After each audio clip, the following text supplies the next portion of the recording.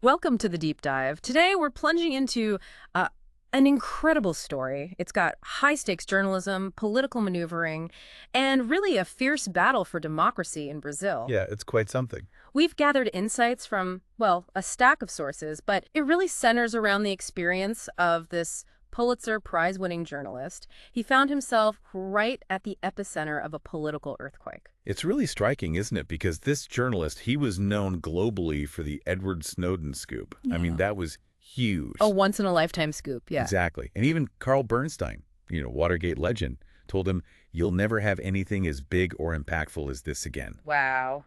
But then somehow he found himself in something arguably even more consequential and certainly more dangerous right there in Brazil. So our mission today is really to unpack how this massive anonymous leak happened, how it exposed systemic corruption, right at the top in Brazil. And how it directly challenged an authoritarian government. Right. And in doing that, shifted the course of the nation. All while, and this is key, the journalist and his family faced, very real danger. Yeah, the personal stakes were incredibly high. So you'll hear how this whole pursuit of truth played out against, well, political violence, media manipulation everywhere, and these incredibly personal risks. It really brings up a critical question, doesn't it? How do you safeguard truth? How do you hold power accountable when the very systems that are supposed to do that are, well, compromised? Let's explore that. Yeah. Okay, so to really get the gravity here, we need to understand the battleground. Brazil itself. Absolutely. I mean, it's the world's sixth most populous country. It's incredibly diverse. It boasts these immense natural resources, huge deep-sea oil reserves, the Amazon rainforest. Which absorbs, what, 5% of global CO2? Exactly. So what happens in Brazil, it really, really matters globally. And when you look at the history, Brazil's relationship with democracy is, well, it's complex, very complex. It went through a brutal 21-year military dictatorship from 64 to 85. And that regime, it had significant backing from the U.S., the CIA, the Pentagon. Right, under the whole Monroe Doctrine framework. Precisely. The U.S. basically saw Latin America as its backyard, couldn't tolerate any kind of leftism, not even soft socialism.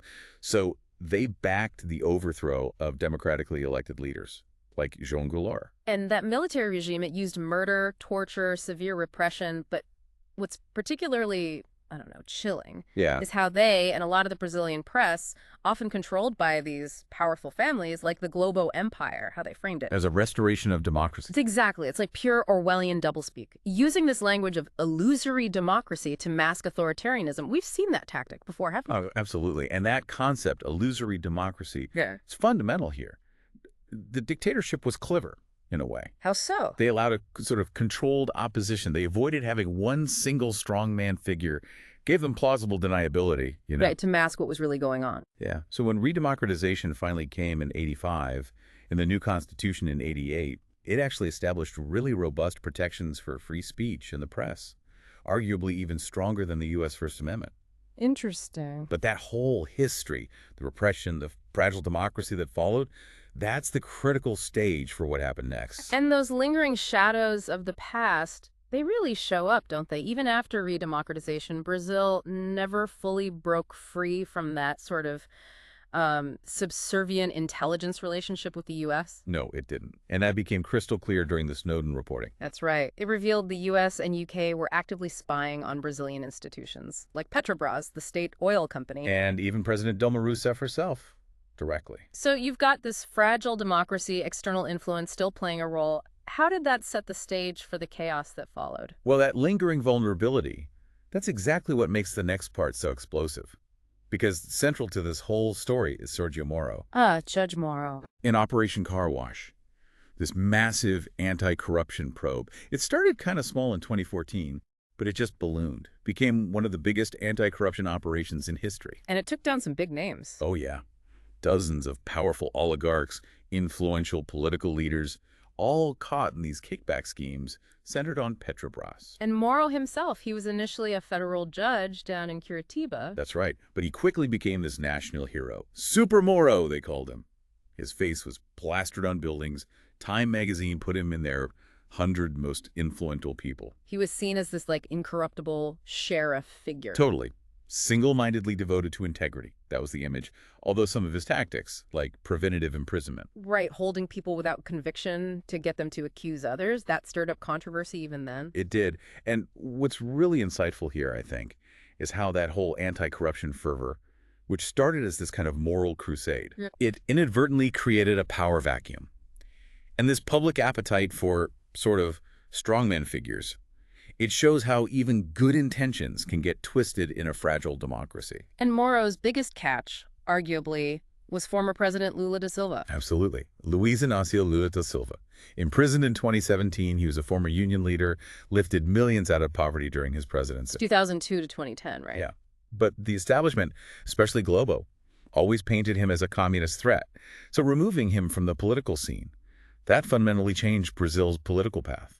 Which brings us to that critical question. Was Operation Car Wash really just about fighting corruption? Or did it become, a political tool? That question became unavoidable, really. Especially when Moro, not long after Lula was sidelined. Accepted a huge promotion from Jair Bolsonaro. Exactly. Became his Minister of Justice and Public Security. That apparent quid pro quo just instantly rattled even his strongest supporters, raised huge questions about his impartiality. Yeah, the timing looked, suspicious, to say the least. This is highly suspicious. And just as Moro's power was growing, so was Jair Bolsonaro's. The Trump of the tropics. Often called that, yes. A former army captain. Openly endorsed the military dictatorship. Famously said his only criticism was that it didn't kill enough people or torture enough. Chilling statements, especially coming from the presidential palace later on, vowing a cleansing of opponents. Terrifying. And his rise wasn't just out of nowhere. It was fueled by this perfect storm of crises. Like what? A struggling economy, crime rates soaring, comparable to Baghdad, some said, and then this huge car wash scandal implicating almost every major party. So people were desperate, angry. Exactly. Angry with the whole political system. They were willing to kind of gamble on anyone who looked like an enemy of that system. Even if that person held views they might otherwise oppose. Yeah, paradoxically, even some working-class favela residents, some LGBT individuals, voted for him despite his open bigotry. Because he successfully painted himself as the outsider. Like we saw with Obama or Trump in the U.S., tapping into that anger and feeling of betrayal. Precisely. His election brought this far-right tidal wave. His party, which was barely existent before, suddenly became the second largest in Congress. But it wasn't overnight. It was decades in the making. It really shows how deep that popular contempt for elite institutions can run. And the family aspect you mentioned. Bolsonaro's sons were key players. Eduardo Bolsonaro openly talked about how easy it would be to shut down the Supreme Court. And threatened a return to AI5, the old dictatorship decree. Yeah, threatened to bring back AI5, which basically suspended all civil liberties if protests happened. Yeah. And then there are those disturbing, long-standing ties between the Bolsonaro family and Rio's most dangerous paramilitary gangs. Including gangs later implicated in the assassination of Marielle Franco. Which we'll definitely come back to. It's a crucial part of this. Okay, so that's the scene. Extremely volatile. And then Mother's Day, May 12, 2019, something happens. Yes. A really surprising message arrives. It's from Manuela Davila, a left-wing politician. From who? An anonymous hacker. He contacts her, says he's taken over a senator's Telegram account just to prove he can.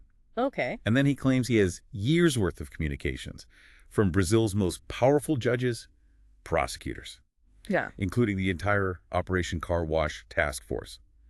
Mountains of evidence, he says, showing systematic and grave corruption.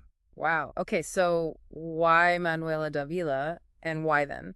Well, the hacker apparently chose her because she had a journalism background. He insisted he just wanted justice, no payment. And our journalist, the one we mentioned earlier, he agrees to talk to this source. He does, even though it means using Telegram, which, as you know, Edward Snowden himself had warned wasn't as secure as Signal. Right, a calculated risk, I guess. Seems so. The source, calling himself Brazil Baronel, starts uploading just vast amounts of data. Tens of thousands, then hundreds of thousands of documents, chats, right to the journalist's phone. And this source sounds a bit flamboyant. Maybe a little reckless. He's boasting about other hacks, claiming he's in the U.S., laughing off extradition concerns, saying he uses so many proxies and so many levels of encryption that they will never find me. Okay. So the source might be a bit out there, but the material, yeah, if it's real. Exactly. The immediate challenge for the Intercept Brazil became, how do we verify this? How do we process this massive archive securely? especially since the main subject, Moro, is now Bolsonaro's justice minister. Hugely powerful. That's a serious problem. So the Intercept's tech team moved fast. They built this highly encrypted system to get the files out of Brazil, transfer them to the U.S., basically beyond the reach of Brazilian authorities. A crucial strategic move. Absolutely. It meant the reporting couldn't just be shut down by the government, no matter what they tried. So they have the archive, it's secured, they verify it. How? Meticulously. They even cross-referenced chats from the archive with messages on their own reporters' phones, confirmed identities, word for word. It was legit. Okay. So the moment of truth arrives. June 9, 2019. Working with the Intercept Brazil, they published 3 initial articles, simultaneously in English and Portuguese. Under that very clever hashtag. Hashtag Vazajado, a brilliant play on vazamento, leak, and lavajado, car wash. Yeah. It perfectly signaled that the tables had turned. And the content, as explosive as promised. Absolutely. Detailed extensive evidence of judicial and prosecutorial corruption by Judge Moro and the car wash team. So what did the first story show? It showed Moro secretly collaborating with the prosecutors, helping them build cases, directing PR campaigns against defendants he was supposed to be judging neutrally, including Lula. Wow. Their private chats, sometimes using the code name Russo for Moro, painted him basically as the clandestine chief of the prosecution. Not exactly impartial. Not remotely. And the second story, it revealed the prosecutors openly plotting, using their powers specifically to stop Lula's Workers' Party from winning the 2018 election. Directly contradicting their public claims of being nonpartisan. Diametrically opposed. These revelations just caused outrage, even among Moro's staunchest defenders. His popularity plummeted for the first time in years. The New York Times noted his legacy suffered a further blow. The impact must have been huge. Immediate, widespread. Even media outlets that usually backed Moro were shaken. Veja, the center-right news weekly, put a crumbling statue of Moro on its cover. A powerful image. And Estadão, another big center-right paper, wrote an editorial saying Moro's actions were totally unacceptable and perhaps illegal. And crucially, did Moro or the task force deny the messages were real? Not initially. They denied any wrongdoing, but they didn't deny the authenticity of the messages themselves, which implicitly acknowledged they were genuine. Okay, but publishing this alone, the Intercept Brazil must have known they'd be vulnerable. Definitely. They risked being demonized as, hackers, foreign agents, leftist activists. So they made a strategic decision. Yes, to partner with mainstream Brazilian media. But that was tough. Because powerful outlets like Globo, who had actually partnered with our journalist on the Snowden stuff before, right, they'd put an absolute bar on working with him again because he'd criticized their stance on the Dilma Rousseff impeachment. Ah, politics. So who did step up? 2 other major outlets, very bravely, Folha de São Paulo. Brazil's biggest paper, kind of like their New York Times. Exactly. And Veja, the news weekly. Folha's partnership was critical. They stated publicly they'd not detected any evidence that the material might have been altered, directly countering Moro's attempts to cast doubt. That's huge validation. Massive. And Veja went even further. They published what was called a journalistic nuclear bomb on Moro. Headlines like, "Justice with his own hands." Even stronger language than the Intercept had used initially. Wow. And their letter to our readers editorial was basically a confession, acknowledging their own past hagiographic coverage of Moro, admitting they'd been wrong. That's quite a turnaround. So this unified front made it harder for the government to just dismiss everything. Much harder. But the counterattacks, they came immediately. And they were vicious. How bad did it get? Credible death threats against the journalist and his husband. Constant lies spread about their private lives. Hashtags like hashtag Glenn in jail, hashtag deport Glenn trending daily. It really shows you the playbook, doesn't it? When powerful people are exposed. Weaponized disinformation. Attack the messenger. Bolsonaro's son, Eduardo, dredged up this old conspiracy theory.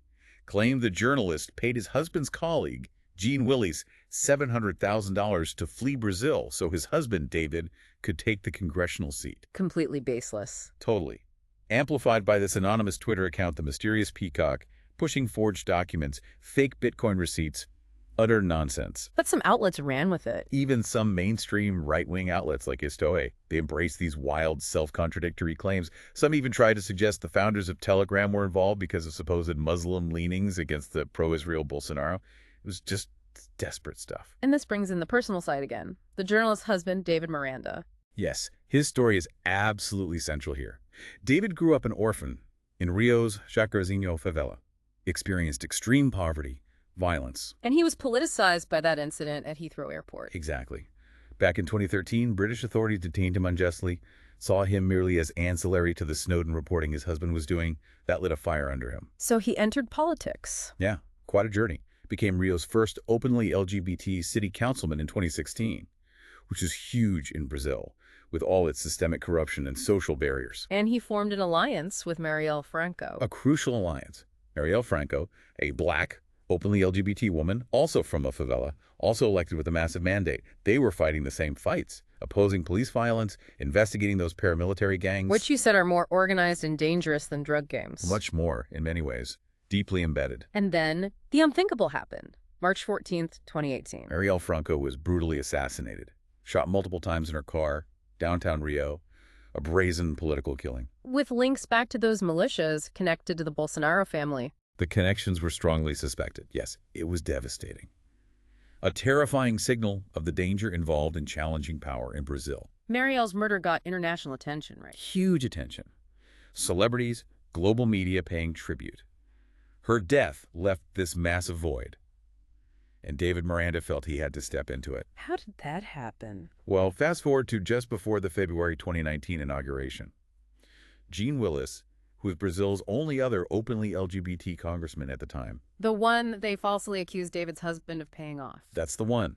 He fled Brazil. Death threats from the Bolsonaro movement were escalating. He felt his life was in danger. So he left his seat vacant. And David Miranda was the official alternate.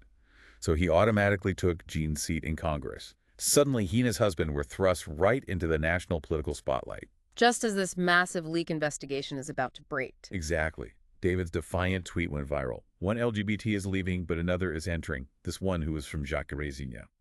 It captured the national mood. So the journalist and his husband became one of Brazil's most visible, most politicized LGBT couples, and the Intercept Brazil, positioned as a leading independent voice against this incredibly hostile far-right government. The stakes just kept getting higher and higher. So as the hashtag Vaza Jato reporting kept coming out, the government's attacks got worse. More aggressive, yes.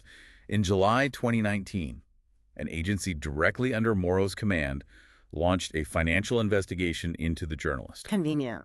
And then promptly leaked it to their favorite right-wing website. Clear retaliation. Which raises that question again, what about legal protections for journalists? Well, in the U.S., it's pretty rare for journalists to be prosecuted just for receiving illegally obtained info if they didn't participate in the illegal act itself. And Brazil's constitution, you said it was strong on press freedom. Explicitly protects source anonymity.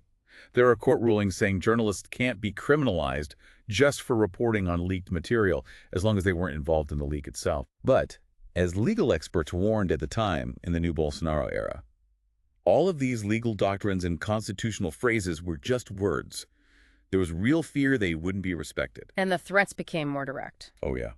Justice Minister Moro issued this unilateral Decree 666, giving himself powers for summary expulsion of foreigners deemed dangerous, clearly aimed at the journalist. And Bolsonaro himself weighed in. Publicly called the journalist a trickster. Said marrying David and adopting children was just a ruse to avoid deportation. Vile stuff. And then he added, chillingly, he doesn't need to worry about being deported, but maybe he'll spend some time in the slammer here in Brazil. A direct threat from the press. That must have sent shockwaves. It did. It triggered a serious backlash. Brazilian civil society, the international press, organizations like the Brazilian Bar Association rallied around press freedom. And there was that dramatic rally in Rio. Yes, where the journalist and David kissed on stage. It became this powerful symbol of defiance against the whole atmosphere of fear. And shortly after that, a legal intervention. A huge one. Supreme Court Justice Gilmar Mendes issued this really stirring and groundbreaking ruling. It barred any investigations into the journalist based on his reporting, hailed press freedom as a pillar of democracy. A major victory for press freedom, then. A crucial victory. But the attacks didn't stop. They got even more personal, incredibly low. How so? A pro-Bolsonaro journalist, Augusto Nunes, went on air and publicly suggested a judge should investigate whether the couple's adopted children should be taken away and returned to an orphanage. That's just beyond belief. It led to this incredibly heated, almost physical confrontation live on air.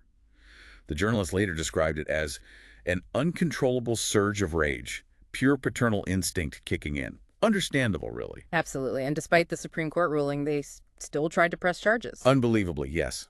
Even though the federal police investigation had already found zero evidence of any crime by the journalist. They charged him anyway. In January 2020, prosecutors formally charged him with obstruction of justice. Based on what?